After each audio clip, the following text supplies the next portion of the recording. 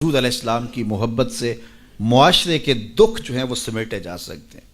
آقا کریم علیہ السلام نے محبت سے ہی معاشرت کو جو ہے وہ اپنے قریب کیا اور لوگ ایمان کی دولت سے مالا مال ہو گئے۔ وہ ایک بچہ آیا نا اپنی ماں کے لیے لباس لینے کے لیے، اور پہلے وہ گیا اپنے چچا کے پاس، اس کی ماں بیوہ تھی اور اس کا لباس پھٹ گیا تھا، اور وہ اپنے چچا کے پاس گیا تو اس نے دتکار دیا۔ ماں نے اس کو روکا تھا بیٹا نہ جانا، لیکن اس نے کہا کہ تیرے بدن کے اوپر جو لباس ہے وہ بھی پھٹ گیا ہے اور جگہ جگہ سے جسم جھلک رہا ہے، تو میں اپنے چچا سے آپ کے لیے لباس لے کے آتا ہوں۔ پھر جو رویہ اس نے اختیار کیا تو واپس روتا ہوا آ رہا تھا، تو کسی نے راستے نے پوچھا کہ کیا ماجرا ہوا؟ اس نے کہا چچا کے پاس گیا تھا ماں کے لیے لباس لینے، اس نے تو لا کے بھیج دیا۔ اللہ اکبر۔ تو اس نے کہا کہ جا سین حرم میں محمد نام کا ایک شخص بیٹھا ہوا ہے، اگر تو اپنا دکھڑا اس کے سامنے پیش کرے تو وہ امید ہے تمہیں رد نہیں کریں گے، لیکن سن لے ان کا دین کوئی اور ہے۔ اللہ اکبر۔ اپنے ماں کے پاس آیا تو ماں کو کہا کہ چچا نے تو لا کے بھیج دیا، لیکن آپ کی حالت مجھ سے دیکھی نہیں جا رہی۔ بچہ ابھی شعور کی منزلوں میں قدم رکھ رہا تھا، پہلے بہت چھوٹا تھا، اب اس کے اندر ایک جذبات تھے بچے کے اندر۔ تو ماں نے کہا کہ بیٹا نہیں، ان کے پاس نہیں جانا، سنا ہے کہ جو ان سے ملے دین دھرم چھین لیتے ہیں اس کا۔ اللہ اکبر۔ تو حضور علیہ السلام کے پاس جانے سے ماں روکنے لگی، لیکن بچے نے کہا کہ امی میں پکا رہوں گا، بتوں کا وفادار رہوں گا، تم اس ٹینشن کو، اس پریشانی کو چھوڑ دو۔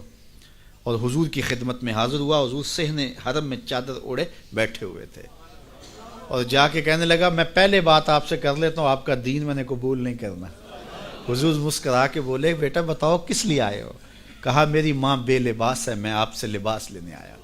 حضور نے چادر رحمت اتار کے اس کے کندھوں پہ ڈالی تھی۔ اللہ اکبر۔ وہ واپس آ گیا اور ماں پر حضور کی چادر اڑائی۔ اللہ اکبر۔ اور ماں نے کہا کہ بیٹے اس نے اپنا دین تو نہیں تجھے دیا؟ کہا نہ، میں نے پہلے کہہ دیا تھا تیرے دین نہیں مانوں گا۔ ماں کہنے لگی پتر اس کا دین ماننا چاہیے، یہ جس نے رحمت کی چادر ہمارے سر پہ تان دی۔ اللہ اکبر۔ تیری تک کے ادامہ میں مرید ہو گئے۔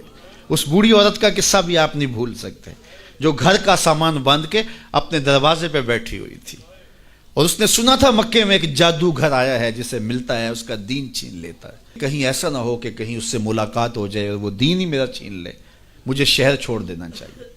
گھر کے تھڑے کے اوپر سامان باندھ کے بیٹھی ہے۔ حضور بھی گزرے، تو اس نے دیکھا تو کہا بھتیجے یہ سامان میرے سر پہ رکھ دے۔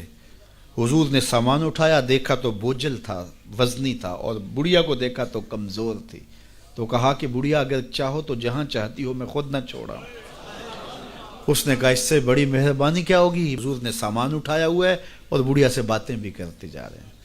تو بڑھیا کو کہا کیوں جا رہی ہے؟ اس نے کہا کہ سنا ہے یہاں ایک جادوگر ہے جو لوگوں کا دھرم لوٹ لیتا ہے، لوگوں کا دین لوٹ لیتا ہے۔ میں نے ساری زندگی بتوں سے وفا کی ہے، میرے آباء و اجداد نے بتوں سے وفا کی ہے، میں چاہتی ہوں دین اجداد ہاتھ سے چھوٹ نہ جائیں، آخر اس شہر میں رہتی ہوں کہیں مل نہ جائے۔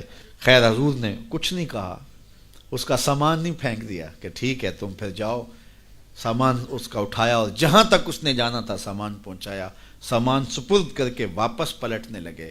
تو اس نے کہا بچے اپنا نام تو بتا دے، لوگ کہیں گے کہ مکہ چھوڑ آئی ہو تو بتاؤں گی ایک جادوگر کے دکھ سے چھوڑ آئی ہوں، تو وہ کتنا برا بھلا کہیں گے شہر مکہ کو کہ جس مکہ سے لوگ نقل مکانی کرنے پہ مجبور ہو گئے ہیں۔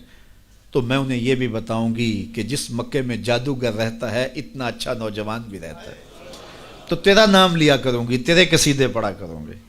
تو حضور علیہ السلام مسکرا پڑے، کہا بڑھیا جس جادوگر سے بھاگ کے آئی ہے وہ تیرے سامنے کھڑا ہے۔ اس نے کہا سچ سے آپ ہی محمد ہیں؟ حضور نے فرمایا نام میرا یہی ہے۔ تو اس نے کہا پھر آپ کا جادو میرے پہ چل گیا ہے۔ اللہ اکبر۔ تیری تک کے ادامہ میں مرید ہو گئی۔ لوگوں کی خدمت کریں، بوڑھوں کے کام آئیں، دکھیوں کے کام آئیں، مصیبت زدہ کے کام آئیں۔ حضور یتیم ہو کے یتیم پرور تھے، لاچاروں کی مدد کرتے، لوگوں کے گھروں میں پانی بھر کے دے دیتے، اور دکھیوں کے کام آ جاتے اور مصیبت زدوں کے کام آ جاتے۔